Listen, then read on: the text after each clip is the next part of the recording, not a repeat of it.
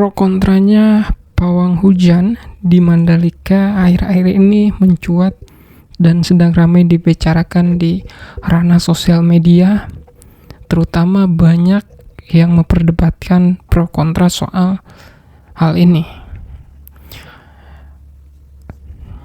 yaitu ada yang mengatakan bahwa hari gini kok masih percaya klinik-klinikan, misalkan. Terus ada lagi yang mengomentari, kasih sayang banget anggaran negara hanya untuk dibayar hal-hal klinik, syirik dan sebagainya. Apakah fenomena klinik-klinik ini ada hubungannya secara sains? Mari kita bahas di podcast ini secara tuntas.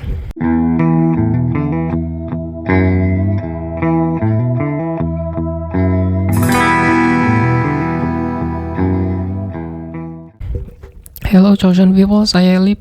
Selamat datang di channel YouTube Istana Pengetahuan.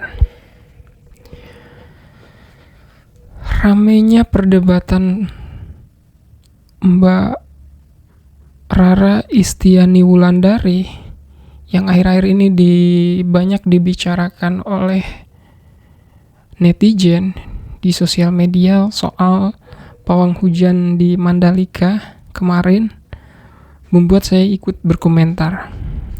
Karena banyak orang yang mengatakan ini di zaman modern ini hal-hal yang semacam gini tuh udah nggak berguna gitu, udah nggak berlaku.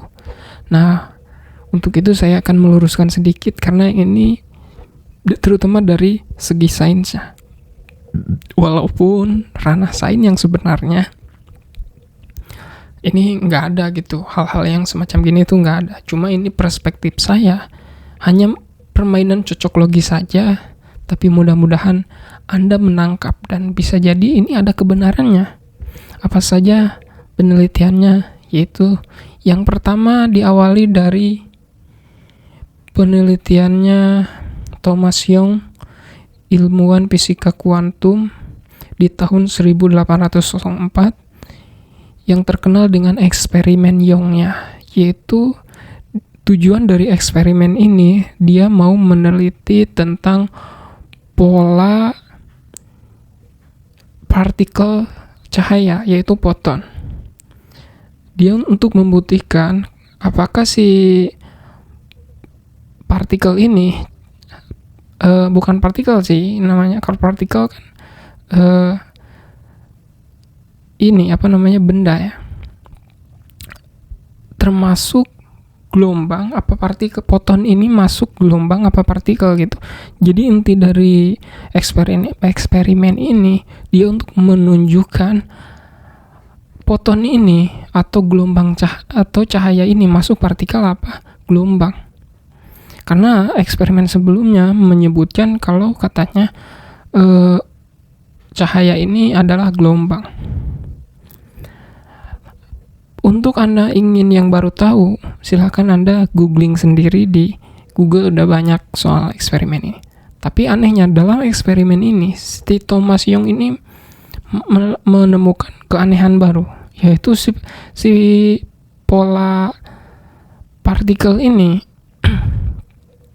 itu dia bersifat dualisme, dan hal ini sampai sekarang diyakini kalau cahaya ini mengandung dualisme antara partikel dan gelombang. Ternyata cahaya ketika ditembakkan lewat celah-celah itu kan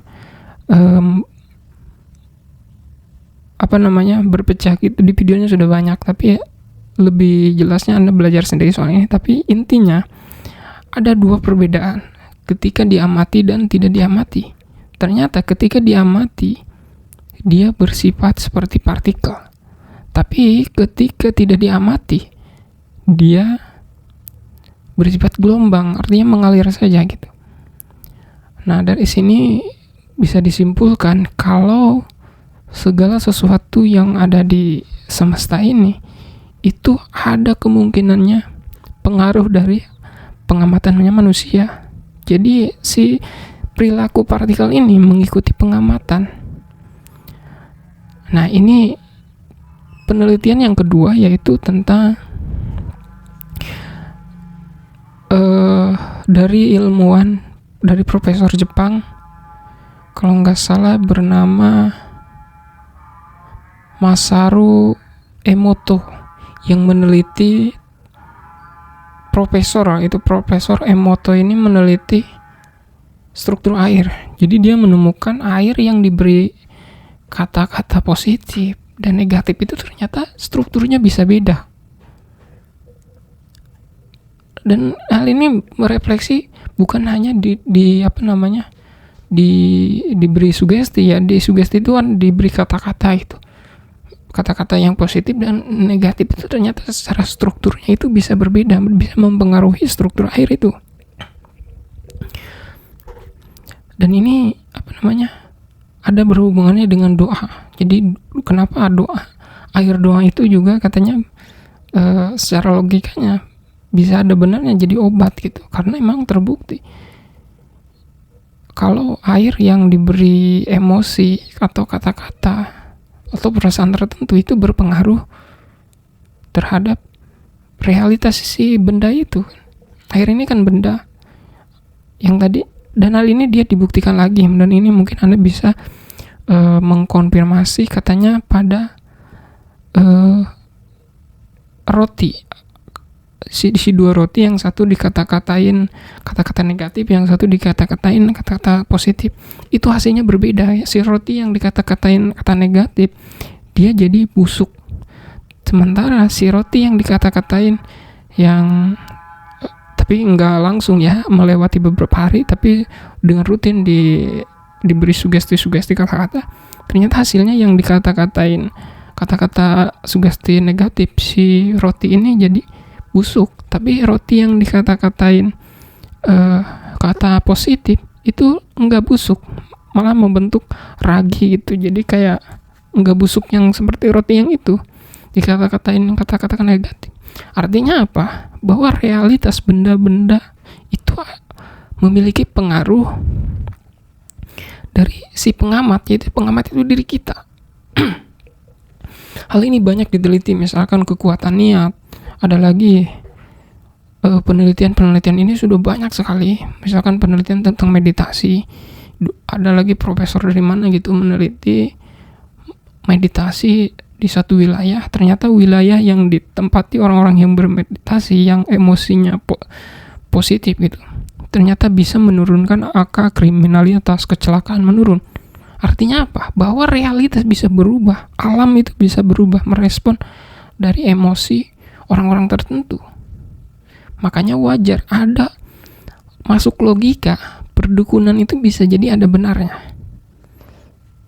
Jadi hal-hal klinik, hal-hal mistis, ajaib itu memang logis, hal-hal logis kalau dijawab oleh dua penelitian ini.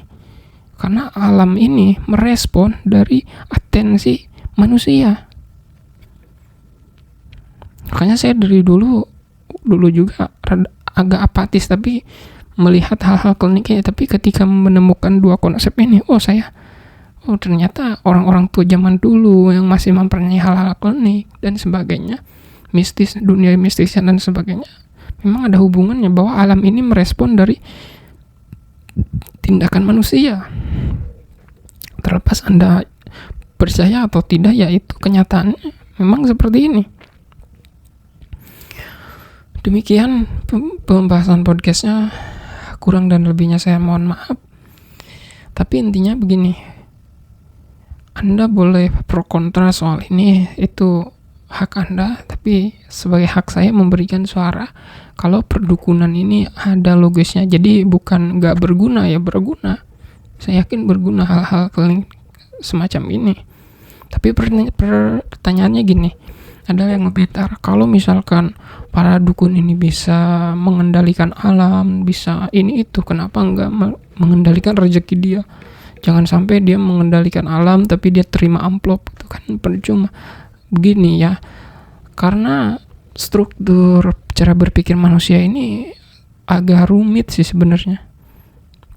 Gak bisa kita mengeneralisir logika kita untuk memahami logikanya orang lain. Dulu juga saya sama memahami kenapa ya orang-orang yang para motivator, terus para hipnoterapi yang bisa mengubah kekuatan pikiran, keyakinan dan sebagainya, bisa mengubah realitas, tapi kok dia nggak sekalian aja gitu jadi orang kaya nomor 1 di dunia. Kenapa harus jualan buku, kenapa harus jualan seminar dan sebagainya. Ternyata ketika saya ditelusuri lagi dan tanya-tanya, ternyata mereka nggak menginginkan jadi orang kaya nomor 1 di dunia itu. Bagi mereka, hidup mereka segitu sudah cukup. Artinya apa? Nggak bisa gitu keinginan kita atau praduga kita memaksakan kepada realitas orang lain.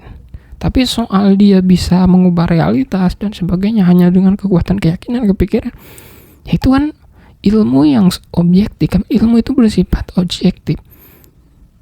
Nah, ilmu yang bersifat objektif ini kembali kepada diri kita. Pilihannya bagaimana? Kan itu kan tentunya. Misalkan kita punya kemampuan untuk menciptakan emas misalkan dengan doa-doa jampi-jampi.